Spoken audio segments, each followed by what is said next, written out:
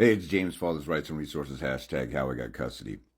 So let me do this video on getting back to the basics and fundamentals and kind of building from there, because people see my videos and I think maybe they see when I talk about evidence rules or rules of civil procedure or the statutes or whatever, and they want a tidbit of this and tidbit of that. But if you don't have the basics, then you're screwed.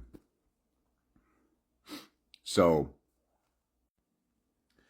the first basic fundamental thing that you need in dealing with family court, whether you have an attorney or not, and my page is all about doing this stuff without an attorney because you have a better chance to do it without one of these con artists.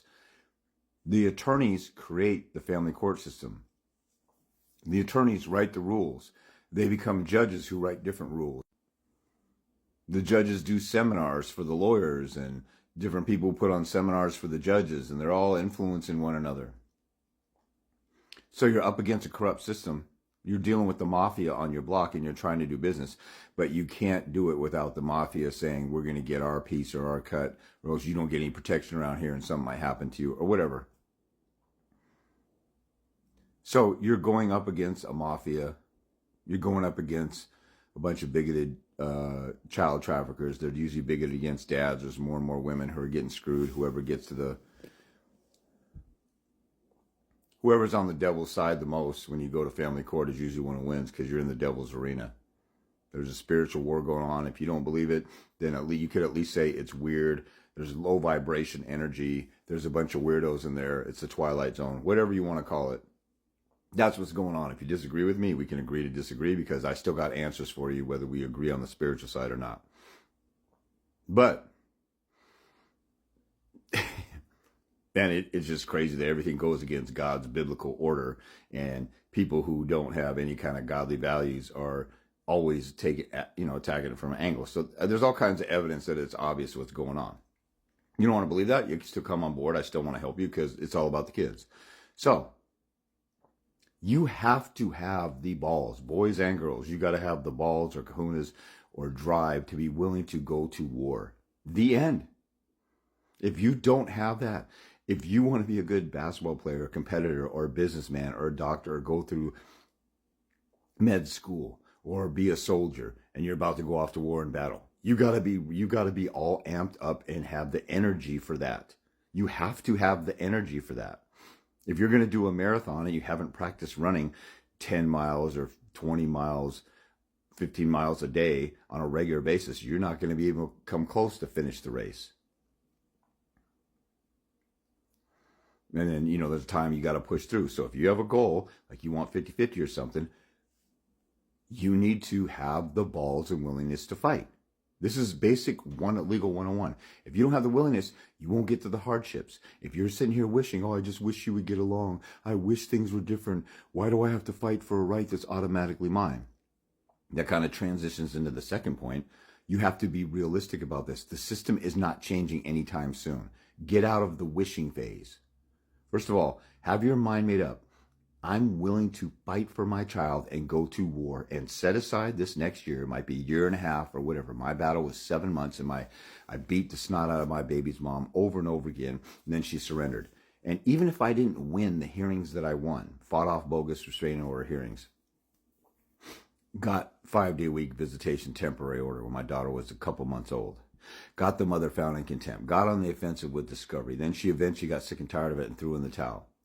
I had no idea what I was doing. I just talked to somebody today, and he was like, when I saw you, I knew I had to talk to you.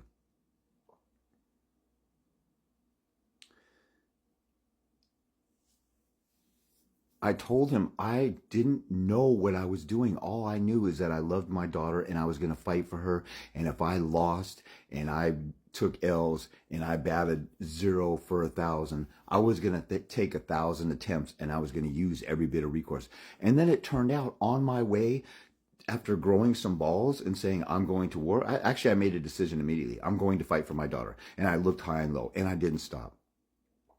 And because of my mentality, because of what I was willing to do. I was willing to go to court for 18 years until my daughter was 18 so I could face her. And if she said, Dad, where were you all my life? I would say, look at this stack of papers that goes up to the moon. Go talk to your mom about that and ask her why she was fighting me. That's the kind of evidence you have for kids. You guys who quit and give up and say, oh, the brainwashed kids will figure it out on their own. They're brainwashed, you numbnuts, excuse-making, low expectation, having blankety blank.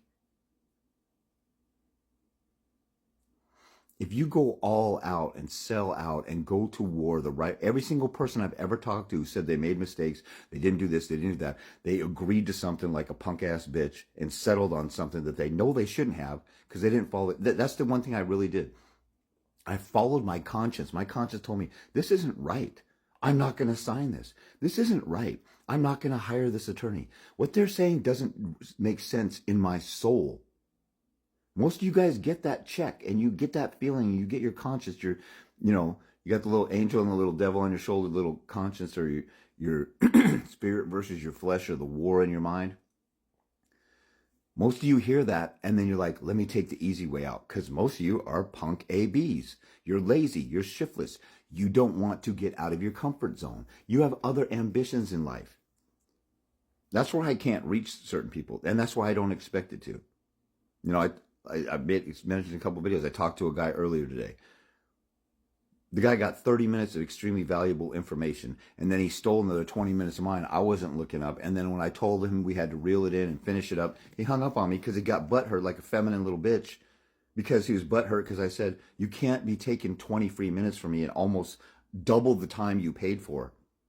And then he said, we were debating about your money at the beginning. No. My rates were clear. My rates were clear the first time that we talked, and he's so retarded he didn't remember that, or he didn't look at my rates where they're available, or he didn't look back at the amount that he paid the first time.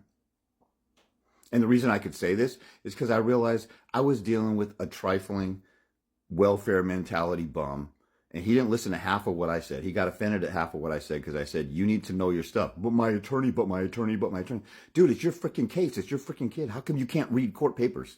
But I trusted my attorney. Now, I didn't tell him it like that. But then he, texted me back saying we were debating your rates for 5 minutes. We were over 20 minutes. The fact that you came on board not ready to pay up front or didn't pay me ahead of time like I tell people to do, and you wasted 5 minutes, you're blaming it on me. You act like a female. The more I thought about what this guy did, I kind of blew it off. And then I said, okay, good luck. But then I realized, you know what? I don't want anything to do with a punk-ass bitch like this. I don't want to do... This guy has a lazy mentality. And he's only mad. The predominant thing, I spent money on my attorney, and then I got to order a child support. He's appalled that there's an order of child support coming up. If you don't go for full custody, you got to pay child support. So he started showing his true colors. So I just gave him his money back, and I took it as a loss. I have to take a lot of losses. I have to take a lot of sacrifices to even be out here and deal with half of you punks. Now, I'm looking for the 10% of you that are willing to at least learn. That's what I'm doing here. And then 1% of you, 10% of that 10% are actually going to come on board and get some help and do some follow-up because you actually care. I have to weed through 90% of people who want to milk me, want to demand stuff from me, want free stuff from me, and all that other stuff. So the fact that I'm even here, the more I look at it, the more, I just looked up Dad Talk today and these guys that are around right now. These guys are rookies on this stuff. They don't know what the F they're doing.